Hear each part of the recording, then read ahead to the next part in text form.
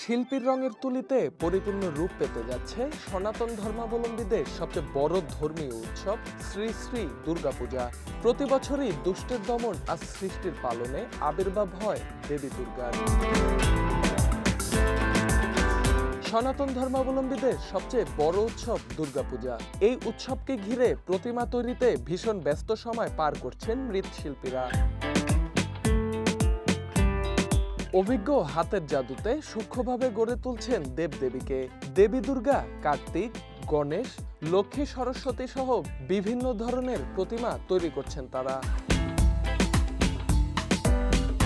মন্দিরে মন্দিরে পুরোদস্তুর চলছে প্রতিমা তৈরির কাজ। কয়েকদিন পরেই দুর্গাপূজা শুরু, ফলে দম ফেলার ফুরসত নেই মৃৎশিল্পীদের। 10 বছর ধরে কাজ করতেছি, এবার একটু কম, এই প্রধানমন্ত্রী যাওয়ার পর থেকে একটু কম আমাদের এখানে হয়েছে আর কি। তাও 30-30টা মতন করেছি। বেশি নিচ্ছে এবার, মালামালের দাম বাড়তি তো, এখানের জন্য আমরা একটু বেশি নিচ্ছি আর কি। এই সপ্তাহখানিক মতন আইছি, একা তো এই আস্তে আস্তে করছি, লোকজন পাইনি, এই নিয়ে একা একা করতেছি আর কি। বিগত 15 দিন ধরে এই কাজটি চলছে, আর আগামী 2 দিনের ভিতরে হয়তো বা এই কাজটা শেষ করা সম্ভব হবে। এখন রঙের কাজ চলছে, আর আমার হাতে 5টি বা 7টি কাজ আছে এখনও। তার মধ্যে এটা আছে 4র্থতম কাজ, 3টা অলরেডি শেষ হয়ে গেছে, আর এইটা আছে 4র্থ নাম্বার।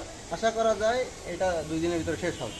এবছরের পঞ্জিকা মতে আগামী 28 সেপ্টেম্বর সকাল 9টায় মহাষষ্ঠী পুজোর মধ্য দিয়ে শুরু হবে দুর্গোৎসব।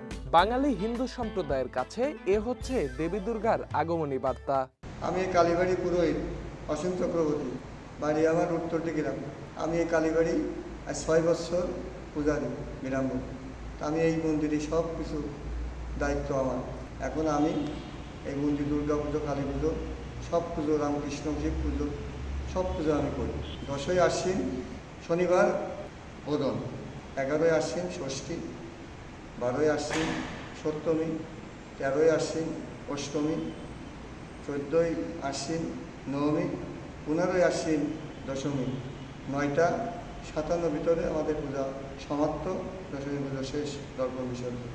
মাগুরা জেলার মোহাম্মদপুর উপজেলার পলাশবাড়ি ইউনিয়নের গুহাবাড়ি পূজা উদযাপন কমিটির সভাপতি শ্যামল কুমার গুহ বলেন, মন্দিরটি অনেক পুরনো হলেও রাজনৈতিক কারণে গত 16 বছর এর কোনো উন্নয়ন হয়নি।